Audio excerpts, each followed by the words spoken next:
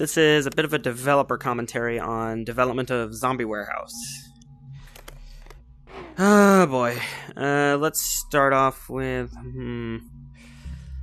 Let's start off with how fun the project was to get set up, because that was fun. Oh, fuck. Hi.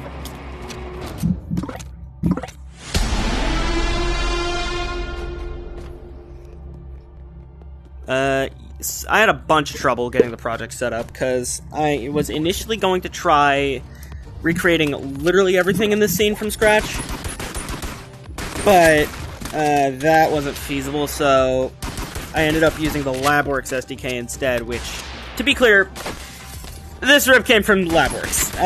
I can't rip Boneworks myself, as I don't have a computer good enough to rip it. I do own it, but I just can't rip it.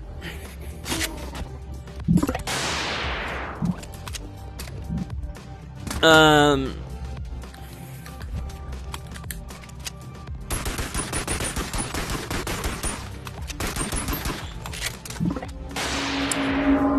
the project's set up. I already mentioned. Trying to think.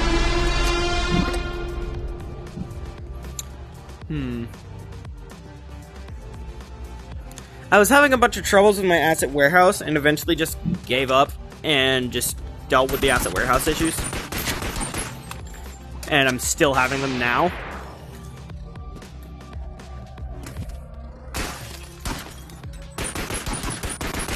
Also, excuse the fucking controllers.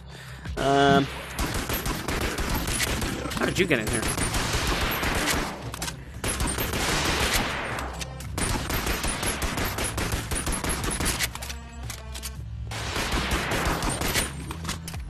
So I had a bunch of project issues, eventually got them figured out, installed the LabWorks SDK, and made a build. The build had no baked lighting and ran like shit, obviously, because all real-time lighting on fucking Quest. Even with Vertex lighting, that is not good.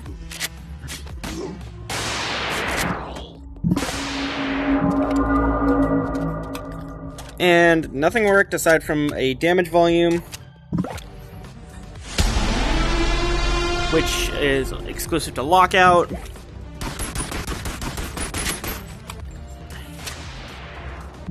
And so then I got to work on lighting. The initial lighting used in lighten settings, which is apparently real time and ran like shit.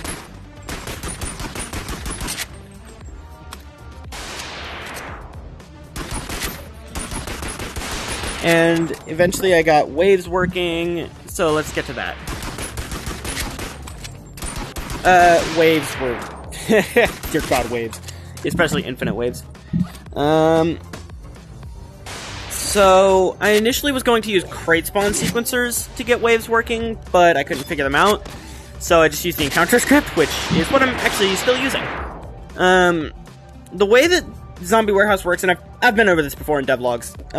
This Zombie Warehouse works by having 5 individual waves, each increasing their enemy count by 5, and then looping wave 5 with 25 enemies. So it goes 5, 10, 15, 20, 25. So it goes from 5 kills to then you'll have 15 kills to then you'll have 40 kills to then you'll have... I don't know. Or then you'll have 60 kills. I don't fucking know. It goes 5, 10, 15, 20, 25. That's all I know. I can't count.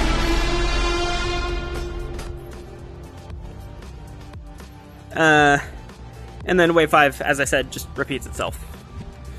That was hell to get working. Eventually, I figured out I had to use Void Force Stop and Reset on the OnComplete event. And then call Void Starting Counter.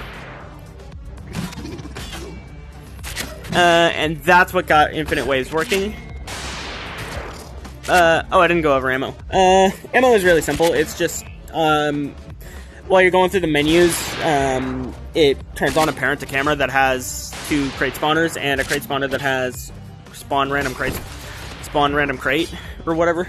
Select random crate and spawn. Or a crate spawner randomizer, or whatever the fuck the script is called. I can't speak! And initially, when you start the game, it just spawns 2 ammo crates on your face. And then, as you go, it continuously spawns those ammo crates on your face. As there's actually 2 crate spawners parented to your camera. So that's how the ammo logic works. Anyways, back to what were we talking about? Waves, I think? Let's get to the Monomat, actually. So, as you can see, Monomat works.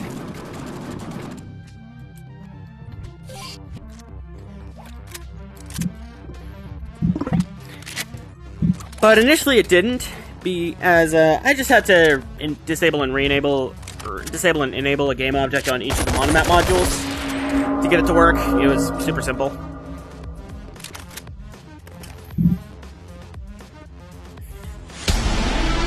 And funny bug with the Monomat, the refund will replace the ammo that is dropped on your face with the ammo from the refund. So, like, if I get a refund for 10, it'll start dropping 10 ammo in my face.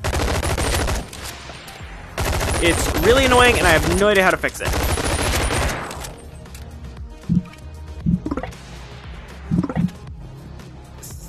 So, yeah, I'm gonna have to fix that at some point if I can, or just disable refunds.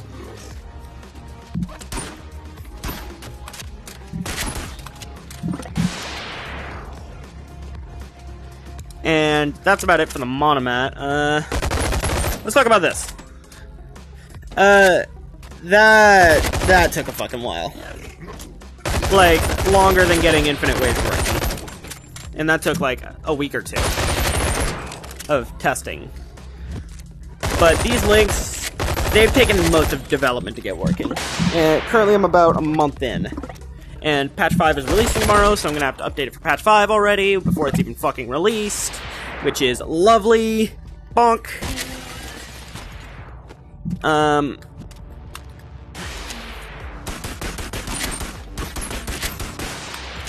I also have to wait for the LabWorks SDK to get updated before I can properly update Zombie Warehouse to patch 5. And I think I'll have to get a new Unity version installed too. Which, on a shitty laptop, is not fun.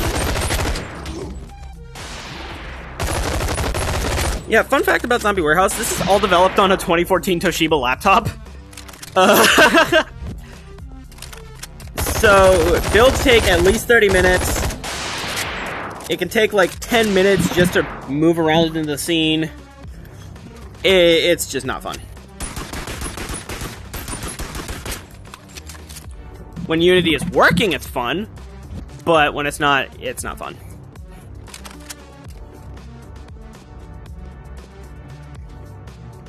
So, yeah, eventually with the links, I just stole a prefab from Container Yard from my Bone Lab rip. I managed to rip that on a fucking Steam Deck. Don't ask how. I genuinely don't know.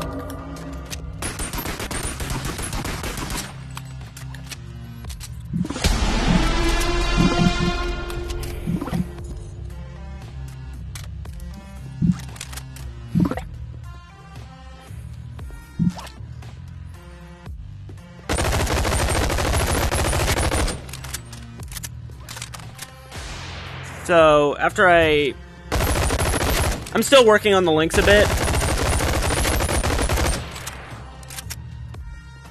Because, as you can see, they don't initially successfully link. They just kind of flop over, or in some cases, do nothing. Like, watch. I think this guy's just gonna do nothing. Yeah, he tried, but he didn't.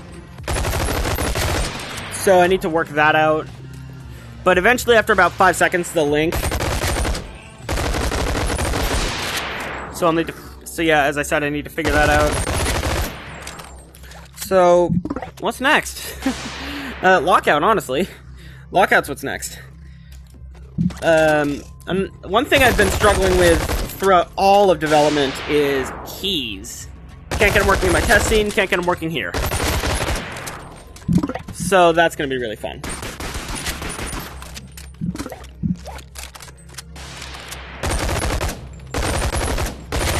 I don't really have much else to say. It just Zombie Warehouse development has been kind of a ride. Yeah, that's about it. I'll see you later.